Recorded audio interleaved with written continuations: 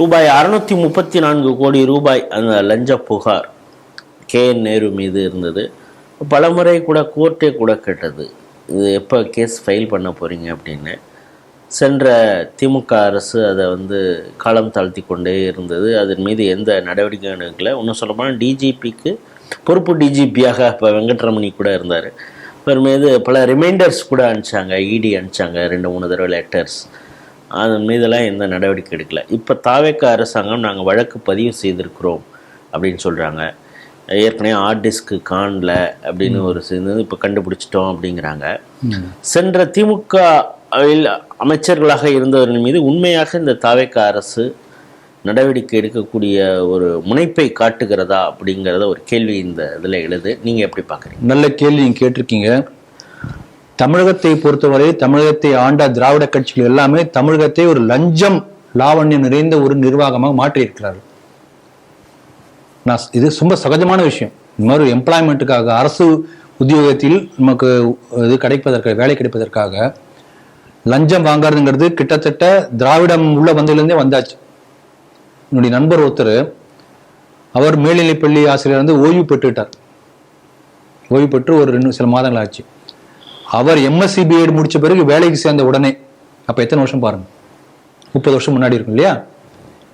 அப்போ அவர் வேலைக்கு சேரும்போது இதே போல திராவிடர் கழக கண்மணி சேர்ந்த ஒருத்தர் மூலமாக தான் அவருக்கு வேலை கிடைச்சது. அதுக்கு ஒரு பேசப்பட்ட விலை என்னன்னா, 1 ஆண்டு சம்பளம். என்ன பேசுறாங்க, நீ 30-35 வருஷம் ஆட்சி இது பதவியில் இருக்க போற, 1 வருஷ சம்பளத்தை கொடுத்துரு. அப்போ 1 இயர் சம்பளம் அன்னைக்கு சேரும்போது என்ன சம்பளமோ அதை அட்வான்ஸா கேஷா இந்த சம்பந்தப்பட்ட கட்சி பிரதிநிதி கொடுத்தாச்சுன்னா அவர் அது நிறைய இடத்துக்கு பிரிச்சு கொடுப்பார். அப்போ ஒரே ஒரு சீட்டுக்கு எத்தனை லட்சக்கணக்கில் லஞ்சம் வாங்கியிருக்காங்க இத்தனை வரைக்கும். இது நான் சொல்லும் 30 வருஷத்துக்கு முன்னாடி. இது பரம்பரையாவே எல்லாத்துலயும் லஞ்சம் வாங்கக்கூடிய ஒரு சூழ்நிலை வந்தாச்சு. லஞ்சம் இல்லாம போஸ்டிங்கே கிடையாது.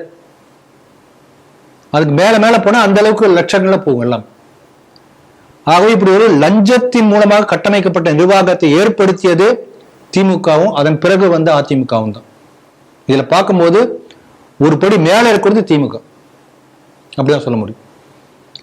இப்ப இந்த விஷயத்துக்கு வருவோம். இப்ப நேரு அந்த இடி அவங்க வீட்டுல ரைடு நடந்த பிறகு நீங்க சொல்லக்கூடிய அந்த அத்தனை கோடி கணக்கான 634 கோடியை அதற்கான பணப்பரிமாற்றத்துக்கான எல்லாம் அந்த ஹார்ட் டிஸ்க் மூலமா கிடைச்சதுனால ஆதாரங்களை 1 வருஷத்துக்கு முன்னாடியே கோர்ட்டுக்கிட்ட கொடுத்தாச்சு. அப்ப அமைச்சரா இருக்கார், திமுக ஆட்சியில இருக்கு, விடுவாங்களா? அதனால ஒன்றும் பண்ணல. இப்ப அமைச்சரா இல்லை, அதனால இப்போ அவர் FIR போட்டிருக்காங்க லஞ்ச ஒழிப்புத்துறை. இதுதான் நடந்திருக்கு. இதுல தாவேகாவை பாராட்டக்கூடிய விஷயங்கள அப்படி நான் எதுவுமே பார்க்கல. ஏன்னா இப்ப பாருங்க, ஹார்ட் டிஸ்க் காணாம போச்சு. எப்படி காணாம போச்சு? CCTV கேமராவே, எந்த கேமராவும் வேலை செய்யலையா?